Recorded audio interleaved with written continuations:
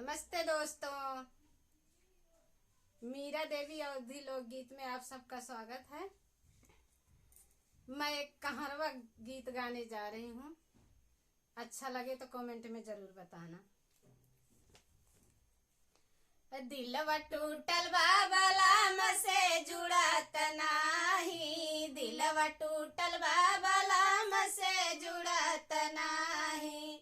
ई कैसे समझाई कुछ बुझत नाही, दिलवा टूटल बाबला मसे जुड़त नाही, दिलवा टूटल बाबला मसे जुड़त नाही। ई सांझवई से मोर पिया ठाने लड़ाई, सांझवई से मोर पिया ठाने लड़ाई। उने कई मरम हम जानी नहीं पाई, उने कई मरम हम जानी नहीं पाई। पिया बिन रातिया कटत नाही, दिलवा टूटल बाबला मसे जुड़त नाही, दिलवा टूटल बाबला मसे जुड़त नाही। कैसे समझाई कुछ बुझत नाही, दिलवा टूटल बाबला मसे जुड़त नाही, दिलवा टूटल बाबला मसे जुड़त नाही।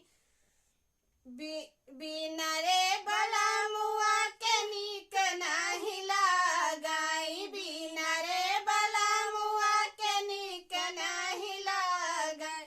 हमारा सजनवा त दूर दूर भागाई, हमारा सजनवा त दूर दूर भागाई। हमरा से पूछहु कहत नाही, अरे हमरा से कुछ कहत नाही। दिलवा टूटल बाबला मसे जुड़त नाही, दिलवा टूटल बाबला मसे जुड़त नाही, दिल टूटल बाबला मसे जुड़त नाही। मन कर हमरा सिखाई ले माहौर, मन कर हमरा की खाई ले माहौर। हमरा बला मुसाखी बाटे बड़ा बाउर, हमरा बला मुसाखी बाटे बड़ा बाउर। सासू जी के बातिया मनत नाही, दिलवा टूटल बाबला मसे जुड़त नाही।